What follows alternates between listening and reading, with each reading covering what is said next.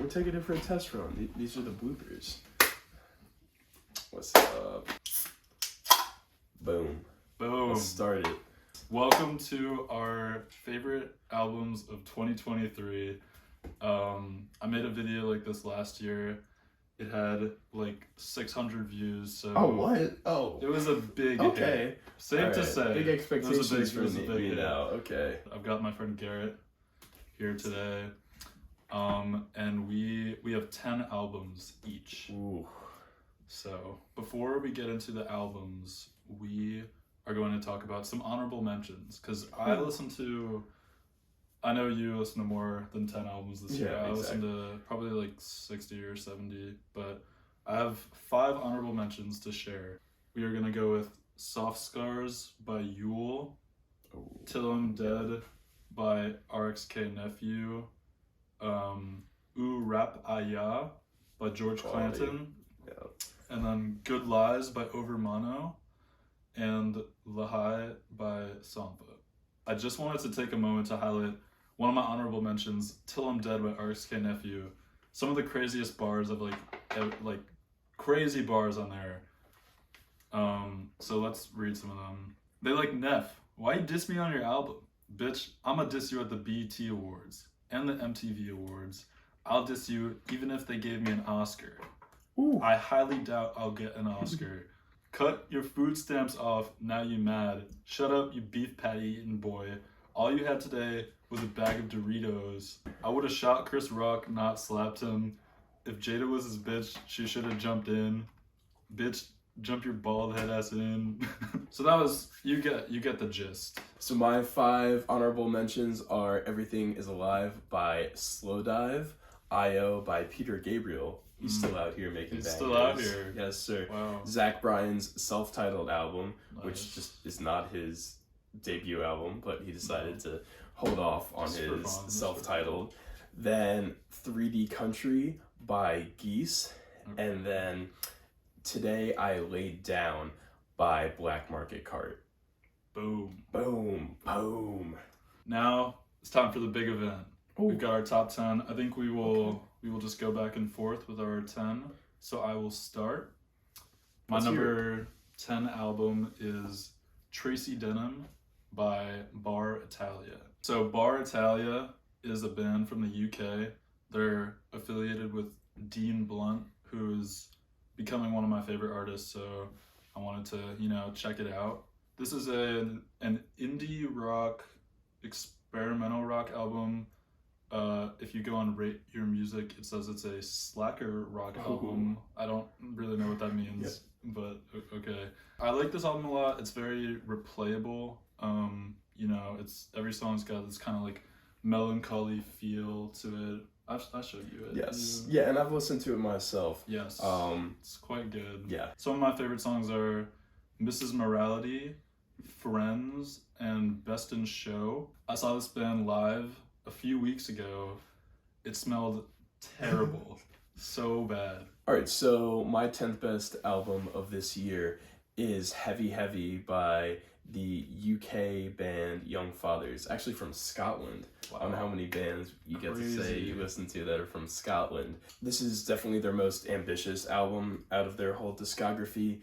For that exact reason, I like it so much. Every song is so different than the last. You go from songs such as Ululation, which is really just harmonized vocals, not many lyrics, tied in with people singing in Zulu, which is a West African language. So combining those two in one track is very ambitious, but actually works very well. So you go from a track like that to another one, like Tell Somebody, which is very reminiscent of My Tears Are Becoming a Sea by M83. Good connection. Very cinematic, yes. And my favorite track on the album is the last on the record, and that is Be Your Lady, which is kind of talking about breaking down gender constructs in a relationship, kind of allowing yourself to be more vulnerable, being someone's lady, if you will. And then it closes out with how we've commodified relationships. It has the repetition of the lyric, can I please take out 10 pounds, because they're British, 10 pounds of loving out of the bank. Wow. Kind of how we've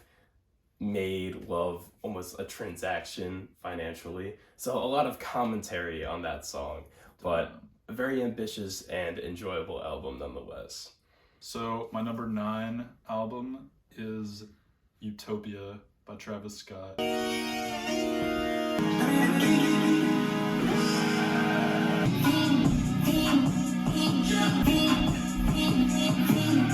So with Utopia, when I first listened to it, I was a big hater. I was like the biggest hater. That was pretty of popular Utopia. to be a hater too. Not Yeah, a lot of people liked it when I it did first not came really out. like Yeah. it.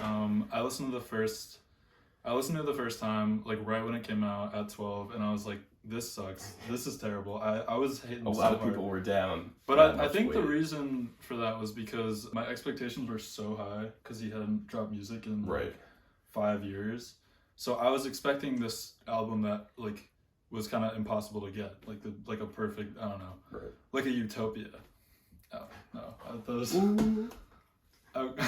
Slowly over the next few weeks, I like began to replay it, and I found myself liking it more and more. It doesn't definitely, I'd say not as good as Astroworld, definitely not Rodeo, but I would maybe compare it to Birds in the Trap because they both have the similar like dark Right. sort of sound. Yeah.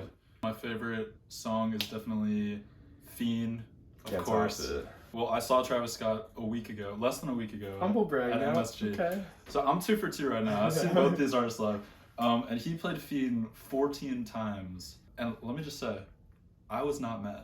I was like, I would have. That listened track to it, like, alone 50 may have been times. worth the wait. It is such a good song. Yeah. Telekinesis also Ooh. really good. The beat switch Great. with SZA, Yeah. yes. SZA's, kills it. All right, so my 9th favorite album is Praise a Lord Who Chews, but which does not consume Does not. or simply hop between worlds by Yves Tumor. So Yves Tumor is an artist that I know you're very fond Very of. fun. You're more of a fan of their Yeah, last project. Heaven to a Tortured Mind, like one of the best albums of the 2020s, I will Yes. say.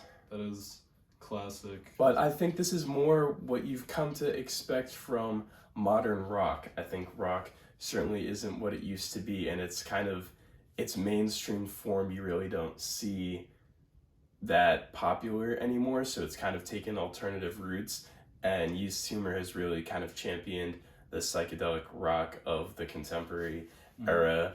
I mean, I think of the last 2 tracks on the album as some of the best more modern rock music, if you would call it that I've listened to. So Ebony Eye and Purified by Fire. Ebony Eye is so good. It just goes so hard. From start to finish, I think this album doesn't miss. So number 9, Yves Tumor. My number 8 pick is Desire, I Want to Turn Into You by Caroline Polachek. Caroline Polachek, she was always someone that I saw her name like by association because I'm a big fan of Charlie XCX. Yes. And she's featured on a lot of her songs. Right. This album is incredibly consistent. I don't really think there are any bad songs. I think it's solid the whole way through. I would like to give a shout out to the first track, Welcome to My Island, because that's my favorite one. Everything about it, her vocals are crazy. There's a guitar solo. She does the guitar solo. Don't play with her. Some other good songs are I Believe, Fly to You, Sunset. Sunset is really good. I saw her live as well. Just saying. I've seen all these artists. I've seen them all live. Yes. Her voice is even better in person than on the album. All right, so my 8th best album is Let's Start Here by Lil Yachty. Certainly got its fair share of criticism that it was just him ripping off Pink Floyd-esque music. It's similar. But I think it stood the testament that he does his own thing with it. Yeah. I mean, you can't say that he wasn't inspired. No. The Black Seminole is basically the great Gig in the Sky. Yeah. I mean, when you look at the isolated female vocals just kind of taking over the track, I mean, that's really just what he did. But still, he deviates. I mean, Drive Me Crazy is more R&B. So there are different elements to it instead of just, his take on Dark Side of the Moon. While some say it may lack creativity, I think it still shines through. He certainly. I think it's very creative. Yes, I mean he certainly has a vision. I mean he's making albums for all different genres. I mean he spoke about how he has a country album. Oh saved. yeah, I saw that. Yes. That's crazy. Yes, I love him so much. He's like one of my favorite personalities in music. He's just a fun personality. Exactly. He's so good. And that's certainly what you could say about this album. Is fun. It takes you for a ride. My 7th album, one that you had in your honorable mentions, is Everything Is Alive by Slow Dive. I think they knocked it out of the park. I like this one better than their self-titled. Okay. Because... But below Souvlaki? Yeah, Souvlaki, okay. Souvlaki, yes. One of my favorite albums of all time, I'd say. Right. That's a classic, like, shoegaze. That's one of the core... It's quintessential, probably. Projects. Yeah. If you don't know what shoegaze is, I don't want to explain. No, it's too hard to explain. I'm gonna seem like a loser. In case this video didn't prove that we were music nerds enough. Yeah, Souvlaki is definitely like shoegaze, but Everything Is Alive, I'd say, is more like dream pop-ish. Just like, notice the niche genres, but I would agree. No. That's similar to more like beach house music. Yes. That's like dream pop. Especially songs like Kisses, which was the lead single. I'd say there's no skips on it. There's only 8 songs, so it's Don't like skip kind of them. hard. Yeah. It's 8 songs, like 40 something minutes. And I think the back half is stronger than I'd agree. The front half, so it's kind of like a little treat when you something to wait for. And my favorite song is the last one, The Slab. It's ooh, like okay. funny, Mine is like Chained to a weird. Cloud. Yeah. Those are the last 2 songs. So, yeah, The Slab. I don't know. It's like a weird name for a song, but I saw them live too. I'm 4 so that is 4 for 4 now, like Wendy's. So yeah, shout out to Smags. He is another reviewer who I think looks like Garrett. Shout out. And he says that line a lot. I saw them live, and I felt like that SpongeBob meme of him levitating with the headphones in. He's me. With like a rainbow background. So my 7th best album of 2023 is Struggler by Genesis Owusu, and he's an artist that I've really enjoyed since his first album back in 2021, Smiling with No Teeth. So what he does with both of his albums so far is he follows a narrative which each track, and with Struggler, what it covers is the story of a cockroach trying to escape the wrath of God, so you'll constantly hear the roach referenced in each song. What? Yeah, it's a very conceptual album. So it's talking about this cockroach trying to basically not getting smited by God. But what he spoke about in an interview is how it relates to him feeling helpless during quarantine. Very existential between just the life or death nature of a pandemic and what that incited around the world with just global events. Still groovy though. My favorite track is Freak Boy, which is just an absolute bop. I'm Florida. Yeah, that's one of my top songs of the year actually. But yes, it sounds weird saying Freak Boy is my favorite song of the year, but there you go. My number 6 album is Ugly by Slow Tie. This is an album that I was talking about when I said like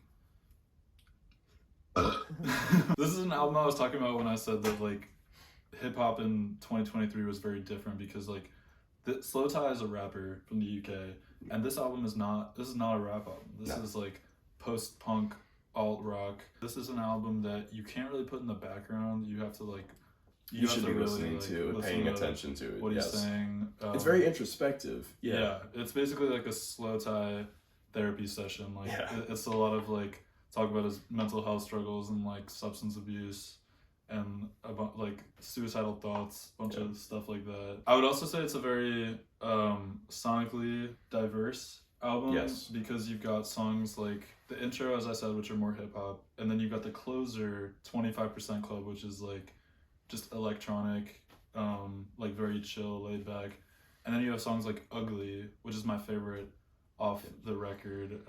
That's more punk, right? Yeah, it's just like total like rock, like very explosive. That song is crazy. If it, like, listen to that song. Okay, that's how you say it, right? Voyeur Dyer. of this new Earl sweatshirt and the Alchemist project, Voir Dire. Voir Dire. Voir Dire. Ooh. Number 6 for 2023 is Voir Dire. Very snazzy name. By Earl Sweatshirt, produced by The Alchemist. The Alchemist, I feel, can do no wrong as a producer for hip-hop songs. Actually, every project he's put out. Alfredo, yes. That's my absolute favorite. peak. That's my favorite. Yes, but the list honestly goes on. We could do a separate video just about projects that The Alchemist has produced. Abstract hip-hop, I mean, that's something that's been really coined by Earl Sweatshirt. Essentially just talking over very melodic beats, often sampled. That's pretty much what The Alchemist is known for, is just getting very obscure, beautiful beats that you never expect somebody to rap over. Brings in a couple good features. Vince Staples appears twice, and both of those songs are the highlights. But personally, the top track for me is Heat Check. Yeah, I knew that one's so good. Actually, that one is so good. Putting numbers on the board, fucking Heat Check. I have to get ready to run. Her checking out. Heat Check. We are in the top 5. And my number 5 album is... What's up, everyone? It's Danielle. I was a little nervous while making this video that it would be too long. And sure enough, I was not aware that we would be taking you guys on a one-way trip to Yappersville. So I'm going to cut the video here, and then I'm going to upload a part 2 with our albums 5 through 1. I will probably upload it tomorrow. So thank you for watching, and see you in that video.